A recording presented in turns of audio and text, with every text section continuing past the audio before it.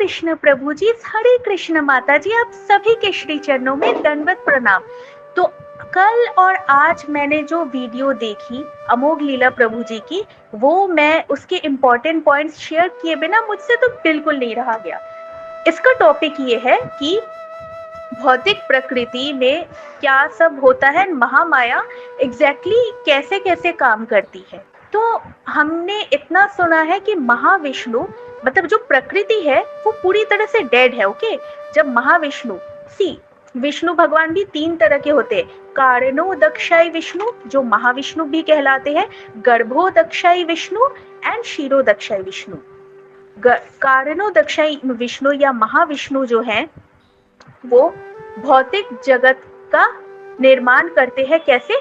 दृष्टिपात करके प्रकृति पे, जो कि डेड पड़ी रहती है, मैटर, इसे प्रधान भी कहते हैं। ओके, तो मैटर पे जब दृष्टिपात करते हैं, अच्छा महाविष्णु दृष्टिपात किया मैटर पे, तो धीरे धीरे सब भौतिक ब्रह्मांड बनने लगते हैं। मैटर एक साथ आता है, भौतिक ब्रह्मांड बनता है, मन बुद्धि अहंकार सब अहंकार बनता है, तो और उसके बाद सतो रजो तमोगुण ये सब बनते जाते हैं। ठीक है, तो महाविष्णु ने दृष्टिपात किया तो भौतिक प्रकृति बना, काफी ब्रह्मांड बने। तो उन सारे ब्रह्मांड में एक एक करके हमारे महाविष्णु एक्सपेंशन करके एज गर्भोदक्षाई विष्णु एंटर करते हैं, और गर्भोदक्षाई विष्णु के पसीने से आधा ब्रह्मांड भरा हुआ होता है, नीचे का आधा ब्रह्मांड, जिसपे गर्भोदक्षाई विष्णु भी लेटे हुए होते हैं योग निद्रा में। ओके, तो आधा ब्रह्मांड तो गर्भोदक्षाई विष्णु जी का वैकुंठ हो गया। अब गर्भोदक्षाई विष्णु भी तो एक्सपेंशन करते हैं ना एज क्षीरोदक्षाई विष्णु, जो क्षीर सागर पर लेटे रहते हैं, और हमारे अंदर जो परमात्मा है वो है क्षीरोदक्षाई विष्णु। तो वो क्षीरोदक्षाई विष्णु आधे ब्रह्मांड ले लिया गर्भोदक्षाई विष्णु ने, बाकी आधे का 1/4 वैकुंठ जो है वो क्षीरोदक्षाई विष्णु जी का वैकुंठ है। तो हाफ प्लस 1/4 कितना हुआ? भौतिक ब्रह्मांड में भी 3/4 तो वैकुंठ ही है। और ये जो हम बोलते हैं ना 14 भुवन है, 14 भुवन है, वो बाकी रिमेनिंग 1/4 ब्रह्मांड में ही आते हैं। जी हाँ, सही सुना आपने। और उस 1/4 ब्रह्मांड के सोलर मिल्की वे गैलेक्सी के, इस सोलर सिस्टम के, जिसमें हमारा सूर्य है, उसके काफी सारे ग्रह है, उसमें से अर्थ है। अर्थ में 7 कॉन्टिनेंट है, उसमें एशिया है, एशिया का एक कंट्री इंडिया है, इंडिया में काफी सिटीज है, जैसे मैं फरीदाबाद में हूँ, आप लोग ये है, और हम अपने घर पे बैठे हैं। तो हमें क्यों बोला जाता है कि अहंकार नहीं करना चाहिए? आप देखिए ना, हम कितने तुच्छ हैं। बहुत हमें क्या लग रहा था अभी तक कि 1/4 भौतिक जगत होता है और बाकी पूरा आध्यात्मिक जगत। नहीं, अरे आध्यात्मिक जगत तो अनंत है, और हमारा भौतिक जगत, भगवत गीता में लिखा हुआ है कि हमारे भौतिक जगत का अपीयर एंड डिसअपियर होना एक लाइटनिंग के समान है आध्यात्मिक जगत के सामने। तो ये 3/4 और 1/4 वाला रेशियो जो हम सुनते हैं ना, वो ब्रह्मांड के अंदर है, एक ब्रह्मांड के अंदर। जी हाँ, एक ब्रह्मांड के अंदर 3/4 वैकुंठ ही होता है, हाफ वैकुंठ होता है हमारे गर्भोदक्षाई विष्णु जी का, और बाकी 1/4 वैकुंठ होता है हमारे क्षीरोदक्षाई विष्णु जी का। तो हमारा कितना बचा? 1 में से अगर आप 3/4 माइनस कर दे, कितना बचता है?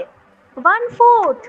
1/4 में भी हम कितने ग्रह हैं, कितने लोक हैं, कितने भुवन हैं, 14 भुवन हैं, कितने ग्रह हैं, उसके अंदर एक छोटे से ग्रह में, एक सौर मंडल के एक छोटे से ग्रह में हम एक उसके भी 7 कॉन्टिनेंट्स में से एक छोटे से, एक नॉर्मल कॉन्टिनेंट के एक छोटे से कंट्री में, कंट्री के छोटे से शहर के, छोटे से सिटी के, छोटे से डिस्ट्रिक्ट में है। हम कितने इनसिग्निफिकेंट हैं, और हम अपने आप को कितना घमंड पाल लेते हैं ना, अरे हमें तो ये भी आता है, अरे मैं भक्ति कर रही हूँ भाई, इन लोगों को क्या, ये लोग क्या है, इन्हें तो यूं मैं ऐसे उठाऊं और पटक दूं अपने नॉलेज से, नॉट लिटरली। तो ये जब बात मैंने सुनी, मुझे इतना सेल्फ रिफ्लेक्शन किया मैंने कि हम सही में बहुत तुच्छ हैं। अगर हम भौतिक दृष्टि से भी देखें तो, आध्यात्मिक दृष्टि से तो है ही, हम कृष्ण के छोटे छोटे पार्ट एंड पार्सल है, लेकिन भौतिक दृष्टि से भी हम बहुत तुच्छ हैं। अच्छा, तो ये बात आप जान लीजिए, क्योंकि कारणो दक्षाय विष्णु जी भौतिक ब्रह्मांड बनाते हैं, तो वो भौतिक ब्रह्मांड के परमात्मा है, भौतिक जगत के परमात्मा, पूरा भौतिक जगत में जितने ब्रह्मांड है सबके।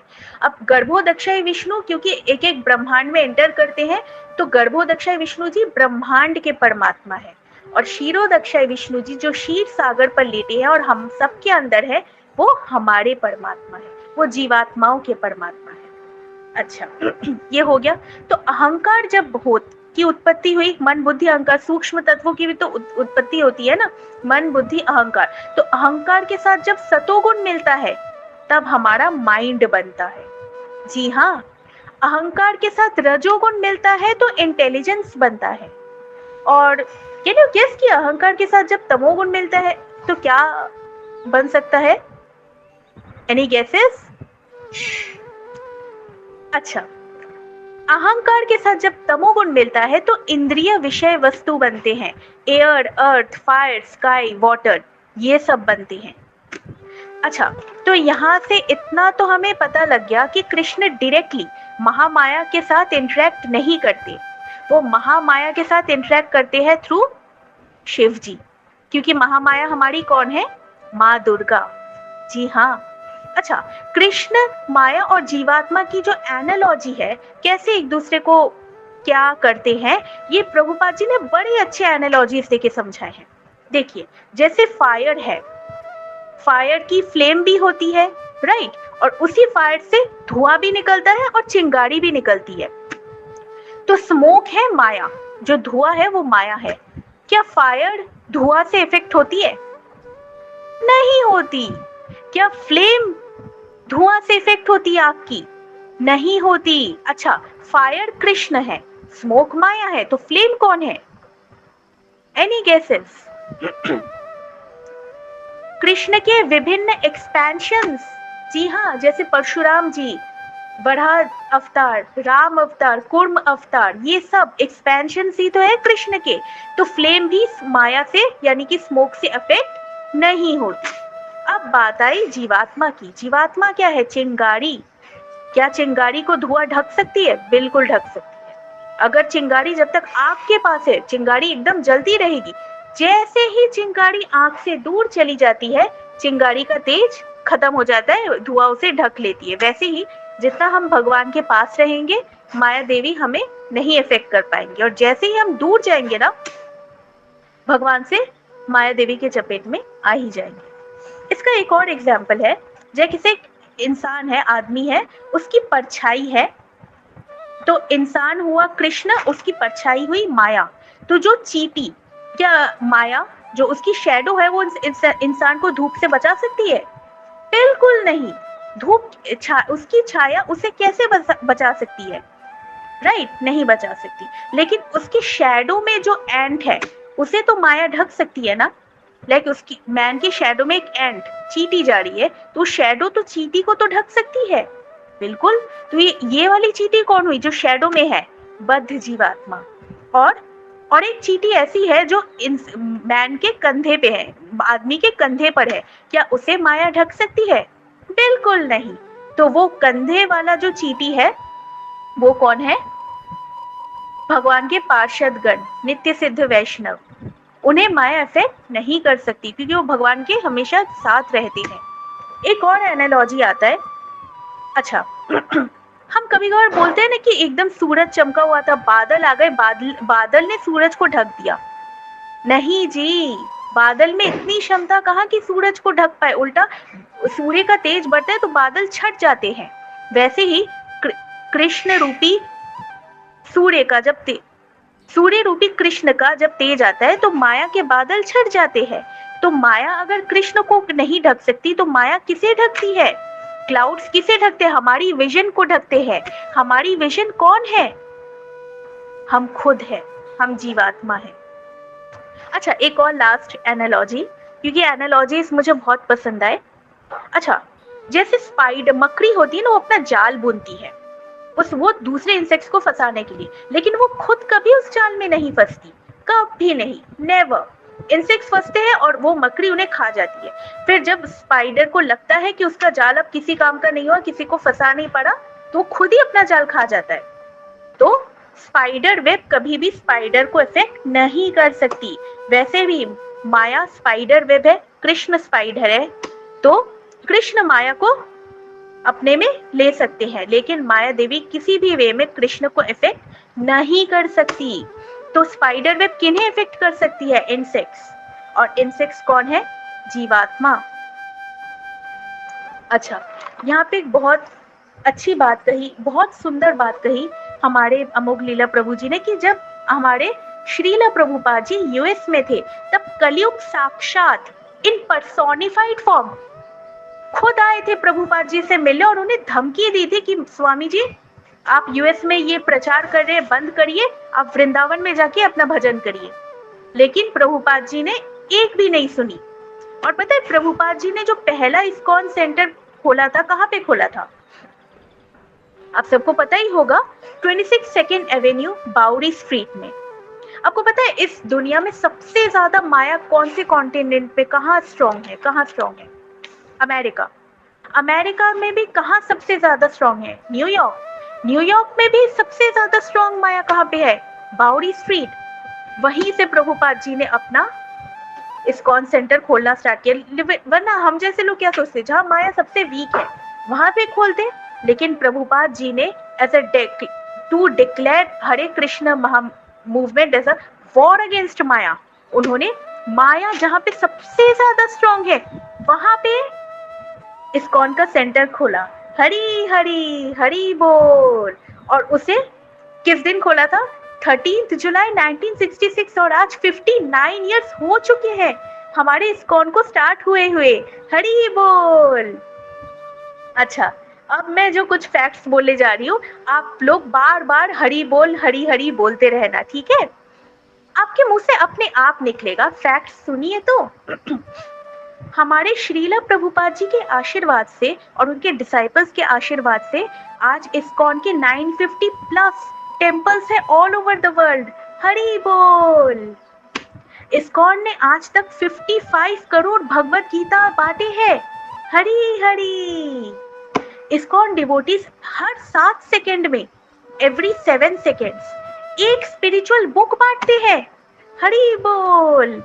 एवरी 33 सेकेंड्स इस्कॉन एक भगवत गीता बांटता है। हरी हरी। इस्कॉन के आज 110 फार्म कम्युनिटीज है। हरी बोल। इस्कॉन के आज बहुत सारी चेन ऑफ वेजिटेरियन रेस्टोरेंट्स भी है। हरी हरी। इस्कॉन ने, आपको पता है आज तक कितने प्रसादम बांटे हैं? 60 बिलियन प्लेट्स ऑफ प्रसादम। हरी बोल। हर साल इस्कॉन 6000 फेस्टिवल सेलिब्रेट करता है। हरी हरी। इस्कॉन के आज तक 1.5 लाख दीक्षित भक्त है और 9,500 ब्रह्मचारी डिवोटीज है। हरी बोल। इस्कॉन के आज करोड़ों गृहस्थ भक्त है। हरी हरी। और आपको पता है इस्कॉन ही एकमात्र ऐसा इंस्टीट्यूशन है जो पूरे 7 कॉन्टिनेंट्स में फैला हुआ है। 7 कॉन्टिनेंट्स में है। हरी बोल। और एक बुक मैराथन में इस्कॉन ने 1200 साइंटिस्ट्स को अंटार्कटिका में, क्योंकि एक्सपेरिमेंट्स बहुत होते हैं वहां पे, ठंड बहुत है, साइंटिस्ट एक्सपेरिमेंट करते, 1200 साइंटिस्ट को 1200 भगवत गीता बांटी है एक बुक मैराथन में। हरी हरी। और प्रभुपाद जी के जो बुक्स है ना, वो आज तक 90 प्लस लैंग्वेजेस में ट्रांसलेट हो चुके हैं। हरी बोल। तो इतने हरी बोल के साथ अब हम इस ऑडियो का यहीं पे विराम देते हैं। तो मिलते हैं नेक्स्ट ऑडियो पे। हरे कृष्णा हरी हरी। हरे कृष्ण प्रभु जी, हरे कृष्ण माता जी, आप सभी के श्री चरणों में दंडवत प्रणाम। तो कल और आज मैंने जो वीडियो देखी अमोघ लीला प्रभु जी की, वो मैं उसके इम्पोर्टेंट पॉइंट्स शेयर किए बिना मुझसे तो बिल्कुल नहीं रहा गया। तो मैंने सोचा क्यों ना ये पॉइंट्स इतने अच्छे हैं वो आपसे भी शेयर किया जाए। तो ये जो क्लास थी ये अमोघ लीला प्रभु जी का 19 जुलाई को इस्कॉन फरीदाबाद में उनका मॉर्निंग चैतन्य चरितामृत क्लास था। मैं आपको वीडियो का लिंक भी दे दूंगी क्योंकि मैं कितना ही अच्छा समझा सकती हूँ, तो आप सब भी देखिएगा। लेकिन उससे पहले अगर आप ये पॉइंट सुन लेते हैं तो आपके समझने में 4 चांद लग जाएंगे। ये